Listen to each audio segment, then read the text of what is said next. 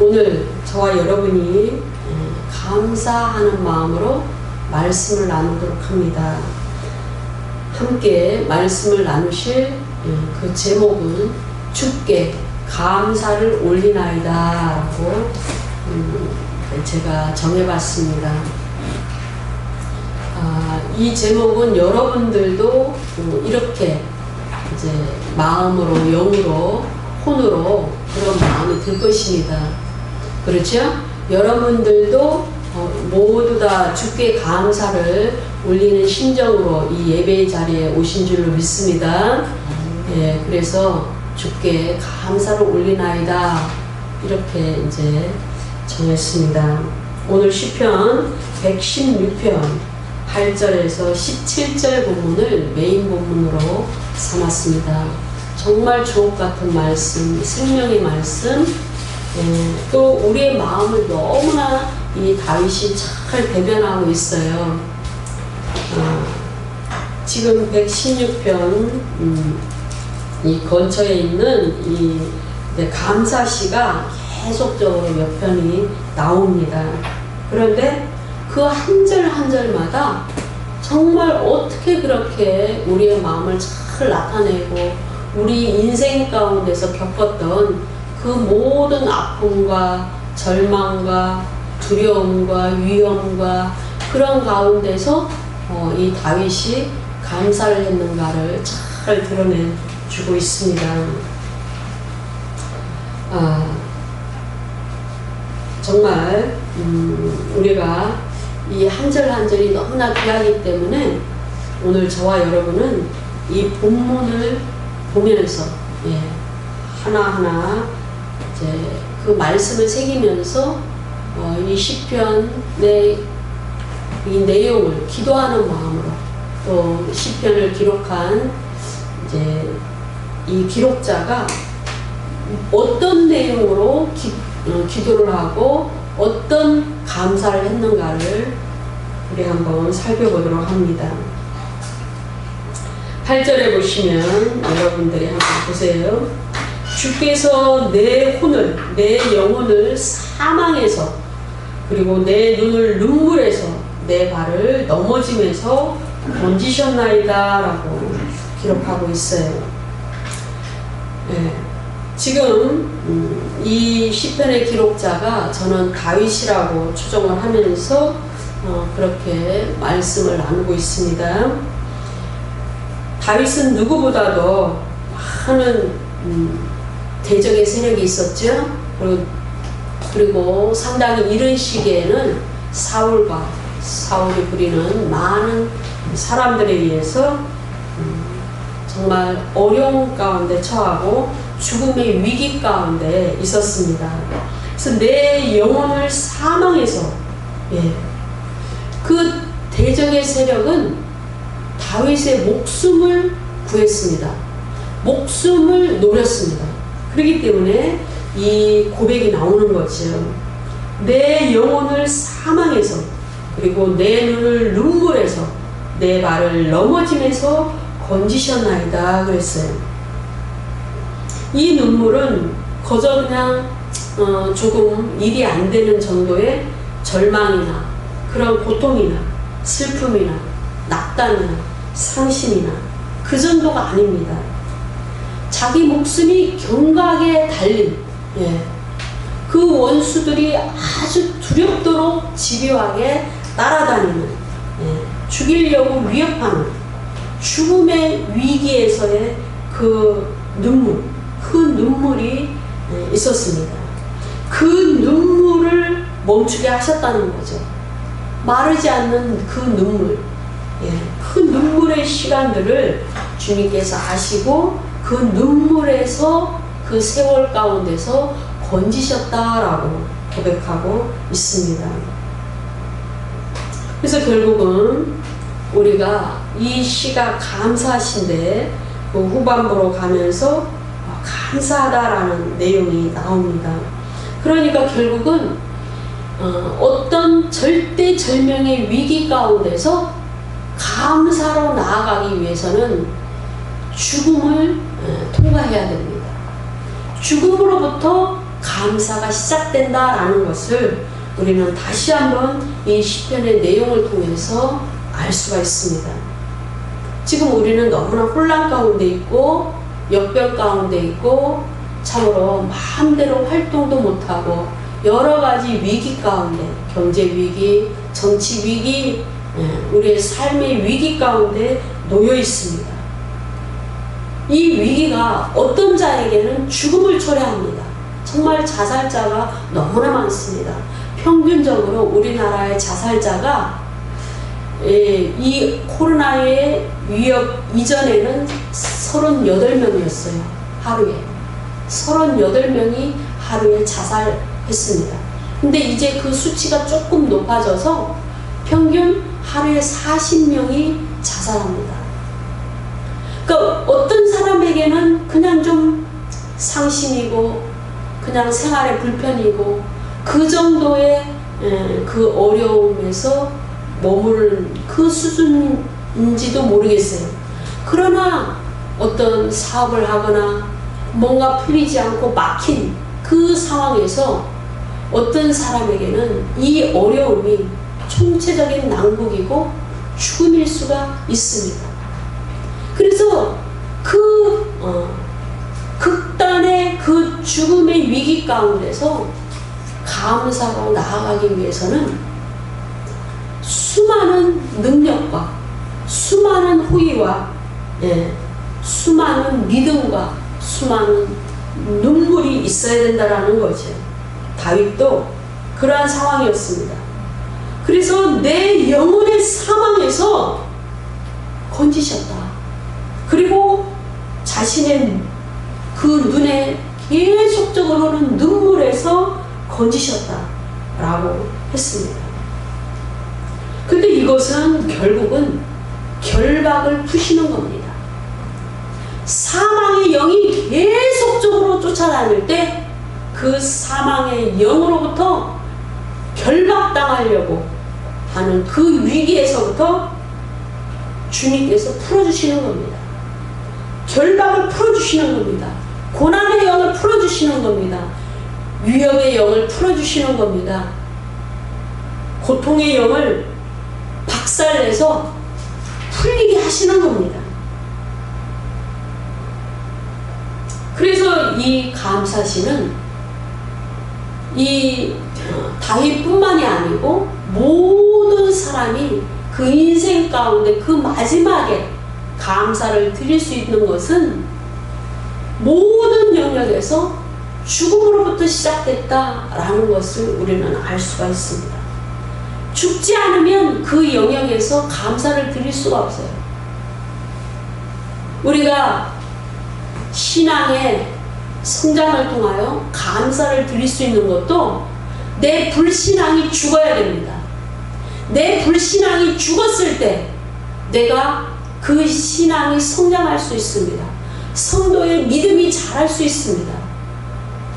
그 죽음을 통하여 결국은 이 광야와 같은 신앙의 여정을 통하여 그 끝에서 감사로 영광을 올려드릴 수가 있습니다. 우리가 건강에 위협이 있을 수가 있죠. 이 코로나로 인하여 여러 가지 어려움으로 인하여 그 위기 가운데 있을 수가 있습니다. 지병이 있는 자는 금방 면역성이 없고 여러 가지 질병의 역학관계 가운데 금방 죽습니다. 그래서 너무나 이 나이 드신 분들이나 어린아이나 많이 조심해야 되죠. 그러니까 결국은 그 질병을 죽이셔야 됩니다. 그리고 스스로부터 하나님에 대한 그 믿음으로부터 자라고 보호하심으로부터 끝까지 승리해야 우리가 감사에 이를 수가 있습니다.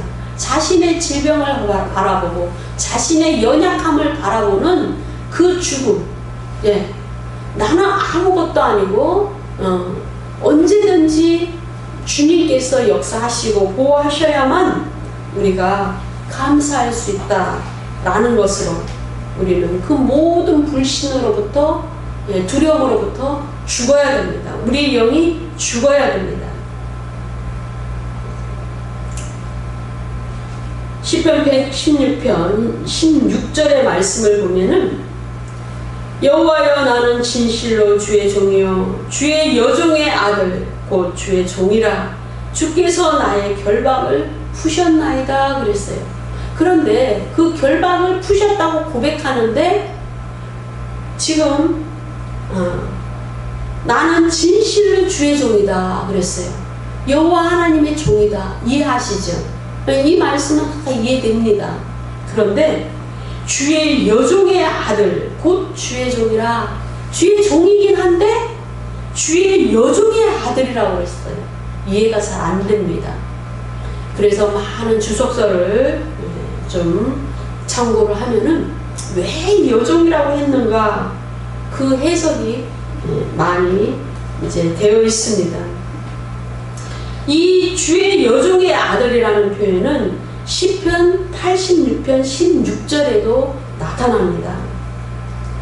이것은 우리가 주의 종이다 그러면은 이것도 종이기 때문에 이제 노임을 받을 수가 없고 벗어날 수가 없고 평생 그 주종관계에서 주인이시고 종이다라는 개념이 확실히 잡히지요. 근데 굳이 주의 여종의 아들이다. 예. 그러면 내가 도망가고 싶어도 도망가서도 안 됩니다. 왜냐하면 그 여종은 내가 도망가도 여종의 아들이기 때문에 그 여종이 그 종의 신분에서 풀려나야 나의 신분도 풀려나는 겁니다. 그러니까 결국은 주인의 집에서 주님의 그 하나님 나라 그 나라 안에서 그 주인의 집에서 태어났다. 예, 그 여종의 아들이니까 그 여종이 그 집에서 종이었기 때문에 그 여종에서 태어난 아들이라는 거지요. 그러니까 주인의 집에서 태어났기 때문에 도저히 풀려날 수가 없어요. 이해하시겠습니까? 가령 예를 들어서 어떤 사람의 아들이 있는데 그 아들의 엄마가 종입니다. 예. 그러니까 그 부모가 종에서 풀려나야 그 아들이 자유로울 수가 있습니다. 자유가 주어집니다. 그러니까 한마디로 노예에서 풀려날 수가 없어요. 여종의 아들이면 그 여종이 풀려나야 자신이 종에서 풀려날 수가 있습니다. 그러니까 도저히 풀려날 수 없는 노예의 신분을 가리킵니다. 그러니까 결국은 그토록 얽히고 자신만 풀려날 수 있는 것이 아니고 그 어머니가 풀려나야 자기가 비로소 자유로울 수 있는 그 이중적인 그 포로에서 그 결박에서 주님이 풀어주셨다는 겁니다. 그러한 결박도 풀어주셨다라는 겁니다. 겹겹이 쌓인 그 포로에서 그 결박에서 풀어주셨다는 겁니다. 노예와 같은 우리의 신분을 풀어주셨다는 겁니다. 우리가 세상에 있을 때 한 가지 영역에서 결박을 당했습니까? 아닙니다. 우리는 돈의 노예였습니다. 우리는 세상 문명의 노예였습니다. 세상 풍습의 노예였습니다. 세상 학문에 결박당해 있었습니다. 세상 지식이 모든 것을 가늠하는 기준이었습니다. 여러 영역이 있죠. 세상의 정치적인 영역, 그 많은 영역에서 겹겹이 우겨쌈을 당하여서 세상의 종이 되어 마귀의 종이 되어 마귀의 포로가 되어 그렇게 살았던 존재입니다. 그나마 다윗은 이렇게 여종의 아들이라는 두 겹이죠. 두 겹. 네, 자신도 종이고 그 어머니도 종이어서 겹겹이 쌓인 그 결박, 그 포로, 그 노예의 신분에서 풀어주셨다고 이렇게 고백하지만 저와 여러분은 너무나 정말 3중, 4중, 때로는 5중, 6중 이렇게 겹겹이 쌓인 그 영역의 결박에서 주님이 우리를 구원해 주셨습니다. 너무나 감사한 거죠. 하나님의 능력은 무한하십니다. 지금 오늘 이 시편에도 보면은 8절에서 주께서 내 영혼을 사망에서 그리고 내 눈을 눈물에서 내 발을 넘어짐에서 건지셨나이다 그랬어요. 그것은 구원입니다. 그래서 13절에서 점점점 강도 있게 더 구체적으로 더 결정체를 보여줍니다. 내가 구원의 잔을 들고 여호와의 이름을 부르며 그랬어요. 결국은 겹겹이 쌓인 그 건지심, 죽음으로부터 시작된 하나의 결박돼도 그것은 죽음입니다. 돈의 노예로 사는 것 결국은 구원을 잃어버리고 구원받지 못합니다. 근데 그 한 영역에서 구원을 받아서 결국은 다른 영역으로 점점 확장됩니다. 구원의 영역이 확장됩니다. 결박이 풀어지는 영역이 확장됩니다. 그래서 결국은 구원의 잔을 우리가 주님 앞에 들 수가 있습니다. 구원의 잔을 들고 여호와의 이름을 부르며 그랬어요. 이 고백이 있어야 되는 겁니다. 아, 정말 나는 구원받았구나. 내가 모든 물질에 관한 생각도 바뀌고 그 물질을 사용하는 목적도 바뀌고 주님이 물질을 주셨을 때 왜 주셨을까 생각하는 그 사고도 바뀌고 믿음도 바뀌는 그런 정말 그 다음에 성품도 바뀌고 고집과 분노와 아집과 이기적인 그 모든 것을 내려놓고 두려워하는 그런 모든 것도 내려놓고 바뀔 때 주님이 정말 나를 바꾸시고 구원하셨구나 라는 그 구원의 산을 높이 들 수가 있습니다. 점점 이 시편 기자는 감사가 강도가 깊어지고 정말 하수의 그 강물처럼 넓어집니다. 그래서 결국은 16절에서 나의 결박을 푸셨다라고 고백합니다. 한 영역에서만이라도 결박이 풀어지지 않으면, 세상에 있는 그 고리를 끊지 않으면 결박을 푸셨다고 고백을 할 수가 없어요. 근데 완전히 주께서 그 결박을 푸셨다고 그렇게 고백하고 있습니다. 그 모태로부터 받은 것, 부모님의 탯줄로부터 받은 것, 그 여종의 아들로서 태어나서 그 여종으로부터 받은 것, 세상의 학문, 세상의 생각, 세상의 가치 기준, 풍습, 삶의 형태, 방식, 그 모든 결박을 끊어주셨다는 것, 결국은 육신으로부터 받은 것, 그 모든 것을 끊어주셨다는 거예요. 더 깊이 들어가면 육신적인 모든 것을 끊었다라는 거예요. 영적인 것은 개별적으로 만나서 주님께로부터 새로 거듭났지만 육신으로부터 받은 것, 육신에 잠재되어 있는 것, DNA에 축적되어 있고 감춰져 있는 것, 죄의 속성까지도 그 모든 결박을 치료하시고 푸셨다는 겁니다. 이 결박을 푸셨다는 것, 여종의 아들로서 그 주의 종이었던, 그 여종의 아들의 그 종이었던 그 깊이는 참으로 이 시편에서 굉장한 겁니다. 육신의 모든 영역 가운데서 육신으로부터 받은 그 모든 결박을 푸셨다라고 고백하는 의미입니다. 굉장히 깊죠. 저와 여러분은 어떤 마음으로 이 추수감사 예배에 나오셨습니까? 아, 하나님 원래 이러이러한 기도를 응답해 주셨으니 감사합니다. 정말 이 어려운 경제 위기 가운데 우리는 그 정말 고정적인 수입을 주시고 어려움 없게 살게 해주셔서 감사합니다. 저와 여러분은 아마 그런 정도의 수준일 겁니다.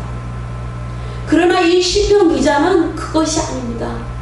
하나님, 내 육신으로부터 받은 내 육신의 모든 속성을 끊어주시고 완전히 변화시켜서 그 여종의 아들로서 그 모태로서부터 받은 그 모든 죄의 속성, 세상적인 속성을 다 결박을 끊어주시니 감사합니다. 이거는 완전히 거듭나지 않은 사람은 올려 드릴 수 없는 고백입니다. 그런 자만이 감사제를 드릴 수 있대요.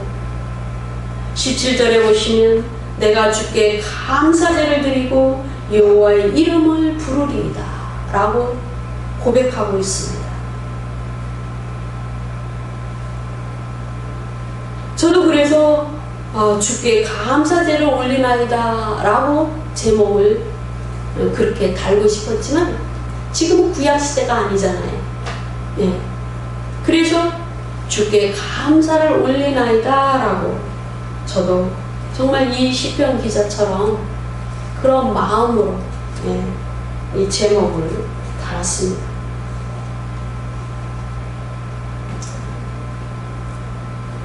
이 다윗은 정말 너무나 많은 고통이 있었죠. 그래서 이 시편 이 5절에 보면, 본문의 5절에 보면은 내가 고통 중에 여호와께 부르짖었더니 여호와께서 응답하시고 나를 넓은 곳에 세우셨도다 고백을 했습니다. 넓은 곳에 세우셨다. 해방이죠. 결박이 풀어진 자는 결박당한 그곳에 있는 것이 아니고 넓은 곳에 세워집니다. 세상 가운데서 포로되었다가 살다가 이제는 하나님 나라로 옮기셨으면 우리는 보좌 앞에 늘 있는 겁니다. 이사야가 보좌에 있는 그 제단 숯불 앞에 서서 주님의 그 성스럽고 거룩한 임재 앞에, 임재의 불 앞에 있었던 것처럼 우리는 그런 존재로 바뀌는 겁니다. 세상 가운데 있던 우리를 옮기셔서 교회로 옮기시고 주님의 자녀된 신분을 주시고 이제는 우리가 보냄을 받아 넓은 곳에 세우시는 그런 단계에 놓여져 있습니다. 이 시편 기자는 그렇게 고백합니다. 내가 결박을 풀고 풀어지고 주님의 그 풀어지는 은혜를 믿고 주께서 나를 넓은 곳에 세우시게 된 그 이유가 내가 고통 중에 여호와께 부르짖었다는 거죠. 죽음에서 시작된 그 인생이 감사하는 인생이 된 것은 그 출발선상이 고통 중에 믿음으로 주를 바라봄으로 부르짖었다는 겁니다. 그래서 5절의 그 내용이 먼저 전제가 되는 겁니다. 6절의 말씀을 보면 여호와는 내 편이시라 내가 두려워하지 아니하리니 사람이 내게 어찌할까. 우리가 직장 생활을 하던 사업을 하던 가정에서도 또는 어떤 영적인 세력도 우리가 두려워하지 말아야 될 것은 하나님이 우리를 보호하시고 지키시고 그 사람의 모든 것을 성령께서 보고 계신다는 겁니다. 모든 영역에서 우리가 그 넘어짐에서 위협에서 건짐을 받는 것은 7절의 말씀처럼 여호와께서 내 편이 되사 나를 돕는 자 중에 계시니 그러므로 나를 미워하는 자들에게 보응하시는 것을 내가 보리로다. 내가 갚는 것이 아니고 여호와께서 항상 나를 보고 계시기 때문에 그 영적인 그분이 그 대적의 세력들을 다 주님의 뜻 가운데서 해결해 주신다라고 주님은 말씀하고 있습니다. 다윗의 죽음은 이러한 육적인 죽음, 정말 실제적인 그 대적하는 세력들의 그 위협으로부터의 죽음의 위기, 우리가 정말 눈만 뜨면 누군가 나를 죽이려고 한다라는 그 위협 가운데 있을 때 그 삶은 얼마나 정말 어렵겠습니까? 그런데 다윗은 한 가지의 죽음을 더 그 인생 가운데 날마다 체험했습니다.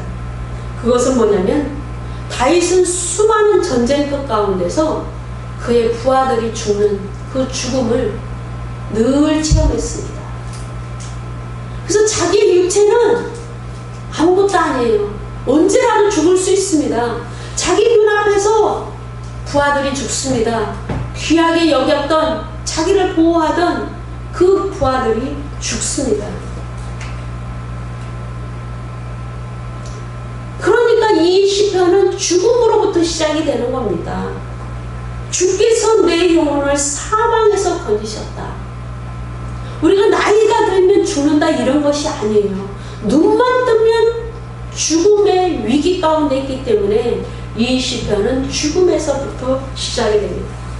그래서 우리가 모든 영역에서 부활하여 승리로 이어지고 넓은 곳에 우리를 모든 결박에서 풀어서 그것을 세우시는 그 하나님을 경험하려면 우리도 모든 영역에서 죽어야 되며 근본적으로는 육체에서 죽음을 경험해야 됩니다.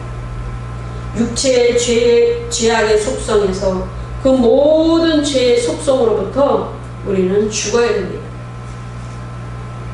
정말 의인이면서 죽도록 고생한 한 의인이 또 있습니다. 바로 욥이지요. 욥은 족장시대의 인물입니다. 그렇지만 이 욥기서의 내용은 쉽지 않아요. 왜? 너무나 어렵습니다. 하나님께서 이 욥에게 왜 그 어려움을 주셨나? 사단과 하나님 사이에 거래가 있었습니다. 하나님은 욥을 믿었어요. 저 욥은 나를 너무나 사랑하고 나를 믿기 때문에 네가 아무리 괴롭히고 어렵게 하고 죽음의 고통을 줘도 나를 배반하지 않을 거야 라는 그 욥의 마음을 알고 있었습니다. 그래서 사단과 거래가 일어났어요. 이 의인인 욥도 죽음과 같은 그 고통 가운데서 그 고통의 터널, 어둠의 터널을 지나고 결국은 세워졌습니다.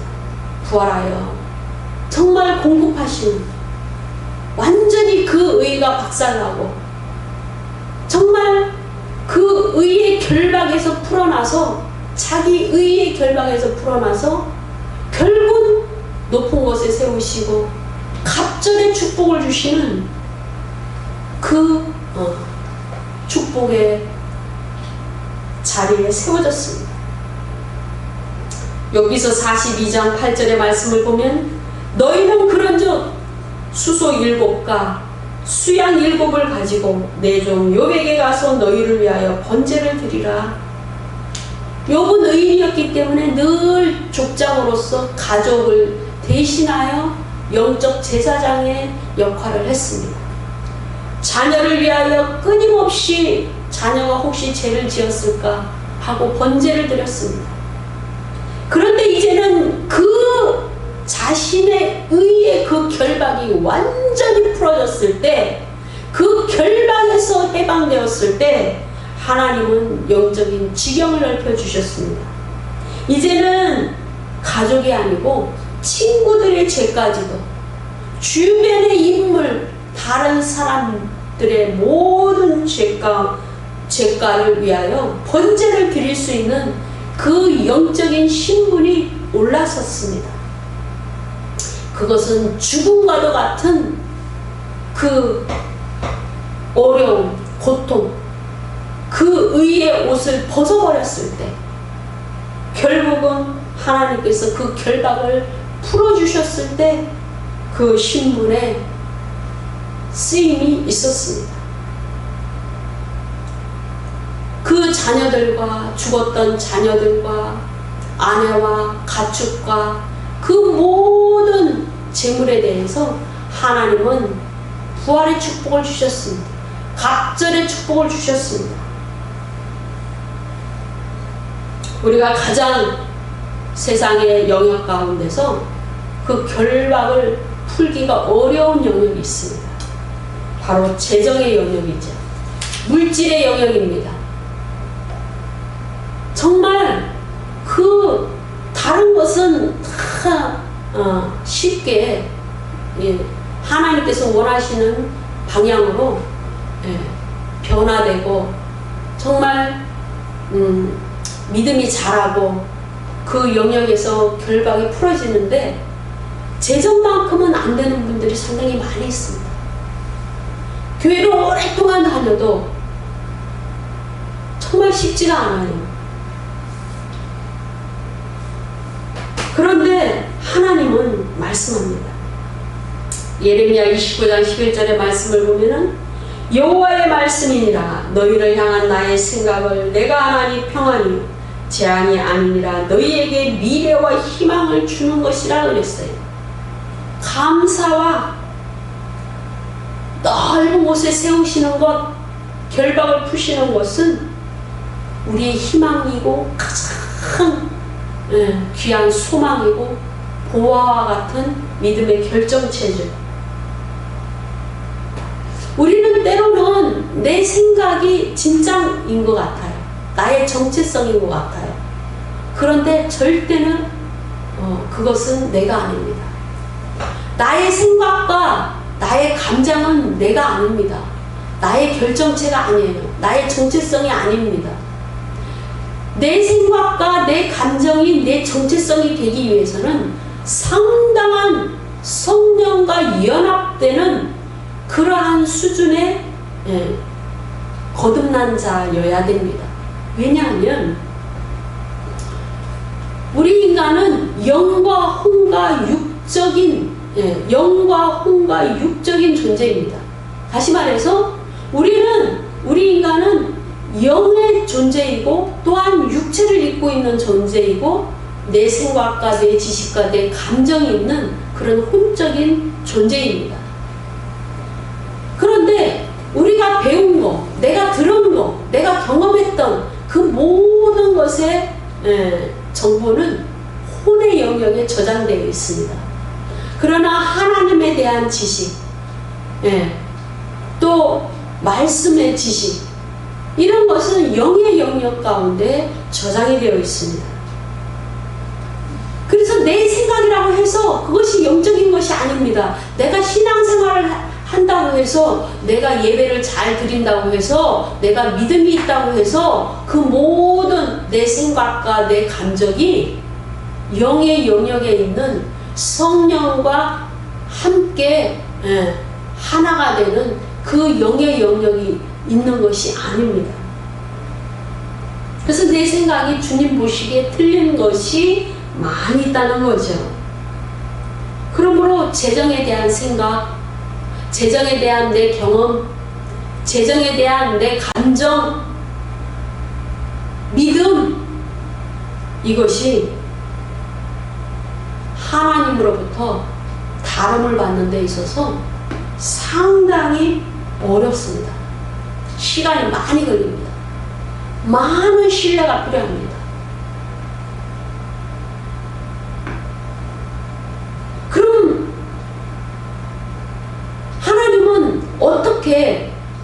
무조건 하나님께서 그것을 빼앗듯이 그렇게 우리 속성을 다 아시는 분께서 어떻게 결박을 푸시는가? 주님은 계속 축복하십니다. 우리가 한 발자국 더 주님 앞에 내닫아서 주님의 은혜를 만끽하고 주님의 은혜를 공급받기를 원하고 주님의 은혜의 빛에 나아가기를 원하십니다. 바로 복이지요.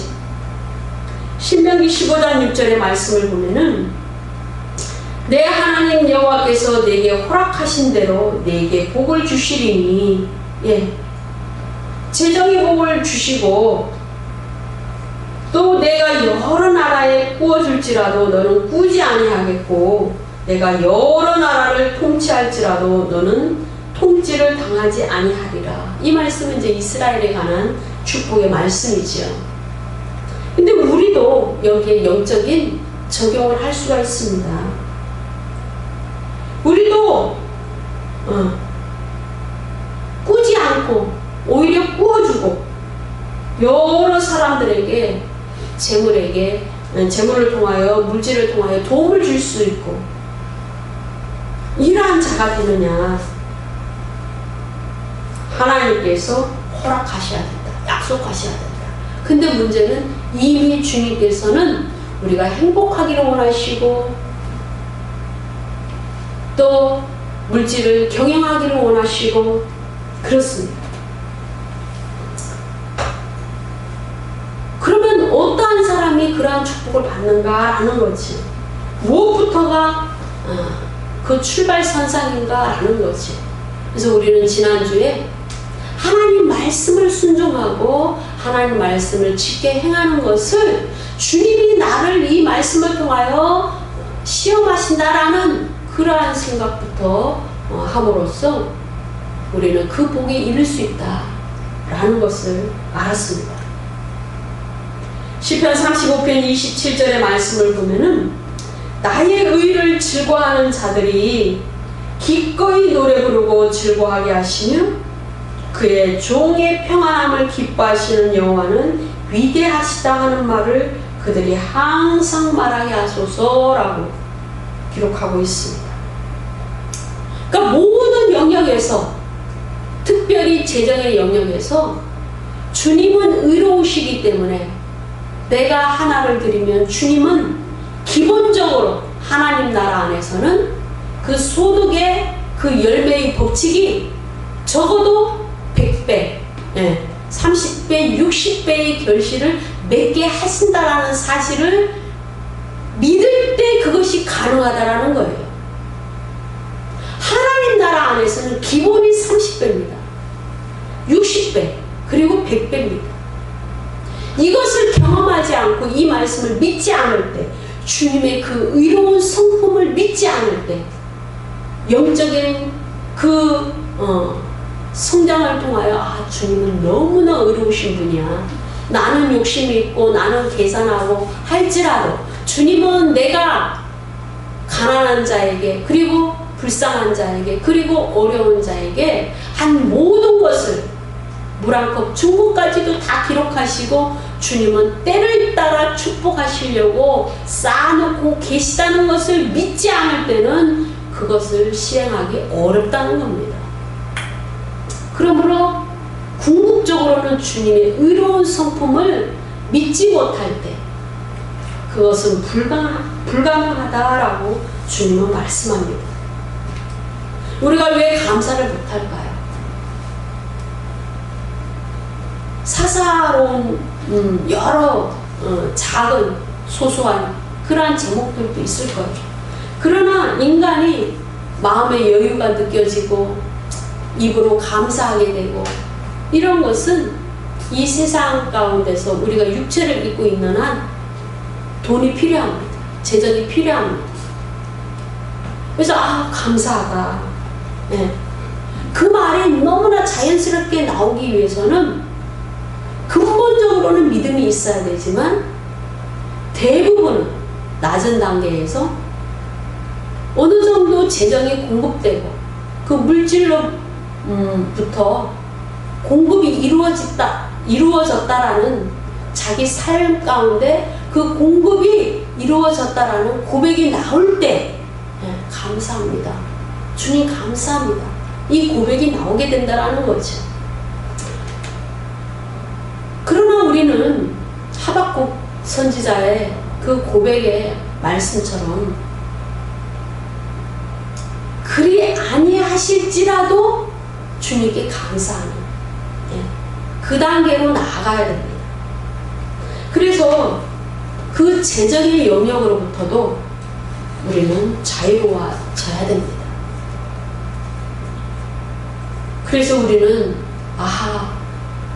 감사가 이루어지는 그 높은 단계, 그 높은 단계까지 이르기 위해서는 모든 영역 가운데서 그 죽음으로부터 자기가 생각했던 거, 자기가 경험했던 거, 자기 머릿속에 있던 그 지식, 그 육적인 모든 영역으로부터 죽음을 경험할 때 비로소 그 결박이 풀어지고 하나님께서 넓은 곳에 세워지는 이런 역사가 있고 감사를 끊임없이 드리는 그런 존재가 된다라는 사실을 꼭 기억하시기 바랍니다.